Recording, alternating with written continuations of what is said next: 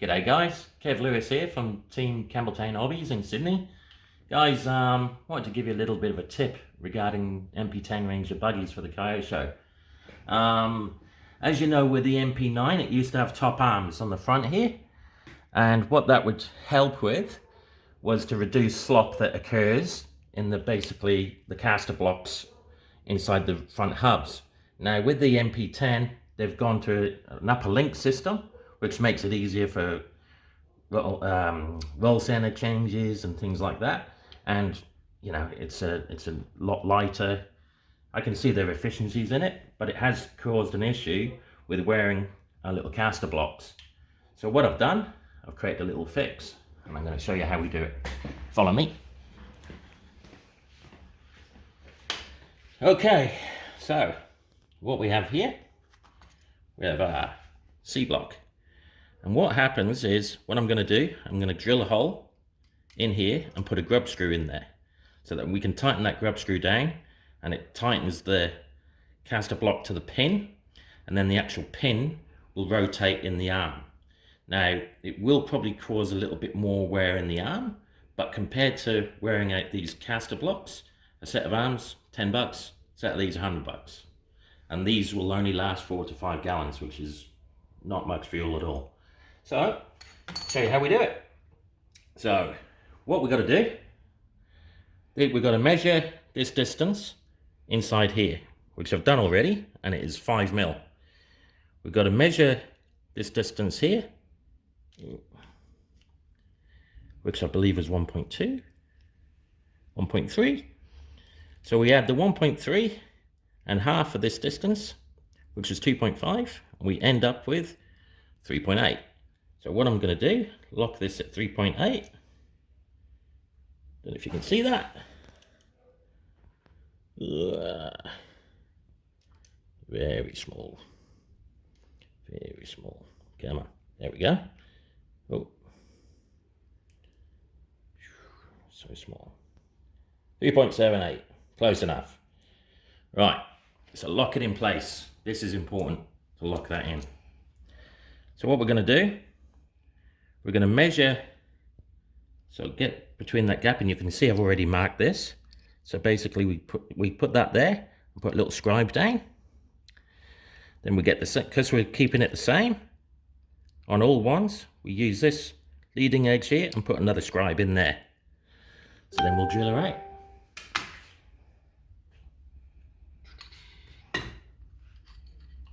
It's all nice. So what I want to do, put that nice and flat there, and there we go. Not quite. Back there. So what I'm trying to do now, guys, is not have it at an angle, so when I go to drill, the drill bit doesn't skew off. I want it to just punch straight through. Now I'm sure there are tools that you can get to do your little metal punch, but we're not going to use that. So what we're going to drill and tap it with, this is an M3 tap. That in there is a 2 mil drill, so that's going to be my pilot hole, and this is a 2.5 mil drill bit. So we do the 2 mil first. So what I like to do is get it lined up.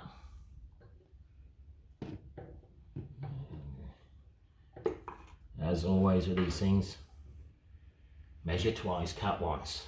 Go nice and easy.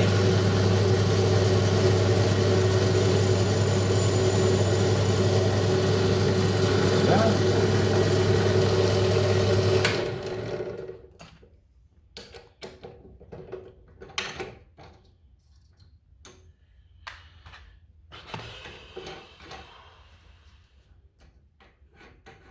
You'll see I haven't actually moved my little clamp,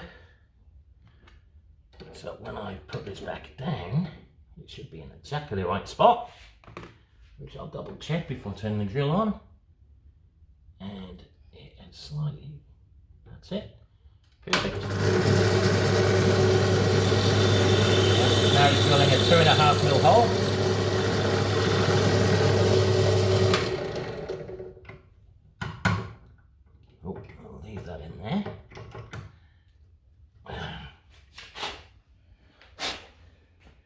Okay, as you can see, a nice little hole now, 2.5mm, straight in the middle. So we're aiming to get it in the middle of there. And because we're going into the square part of the insert, we're pushing on the square part so that there's no, the grub screw can't go off center inside the caster hub. So just tighten this up.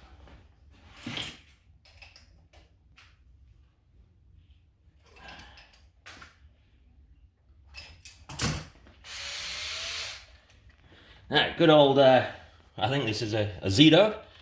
Basically what we use for our normal 2mm and 2.5mm screws on our car when we're building them. I'm going to use that to tap. Now, I tried using normal tap and die, and because this is so small, I found it easier to keep the constant pressure and just do little squirts like this.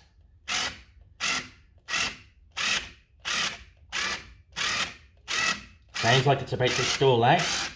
Keep at it. And there we go. If you look in there, you'll see the taps all the way through. We don't want to go too far with it, but that's all the way in there.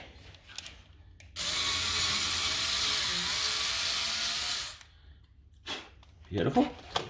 Now then, grub screw we use. I'll undo that. You want about 2.5mm to 5mm long grub screw, something like that. I'll just grab my Allen key, my 1.5. We'll see if she screws in.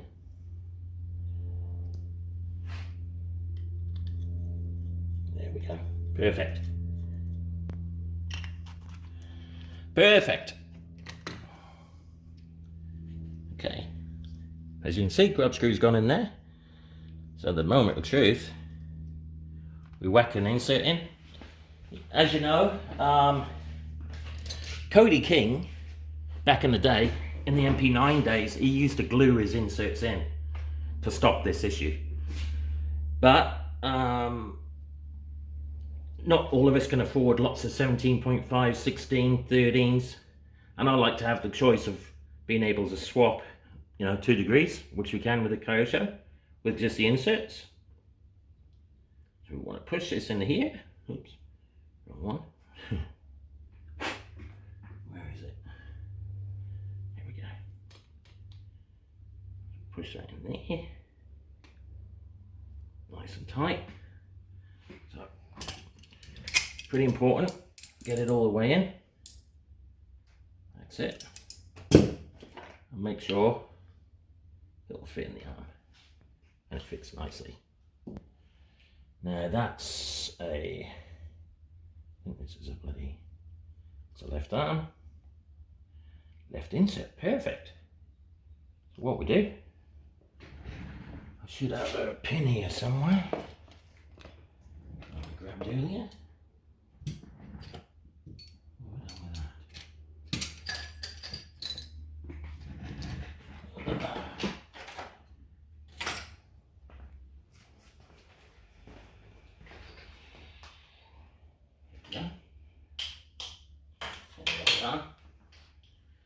So what you'll find is you push that in, still nice and free. Tighten the grub screw up, nice and snug, and you can put some Loctite on that. It won't hurt. As you can see, still nice and free, even with the nut on, because the nut doesn't tighten all the way up to the arm. It doesn't snug on the arm. If it does, if yours does, just file a little bit of arm off so that when the nut's tight and you've still got freedom there. Sometimes you can move it back and tighten to get it right in the middle so there's definitely no bind, but as you can see. Nice. There you go, trick.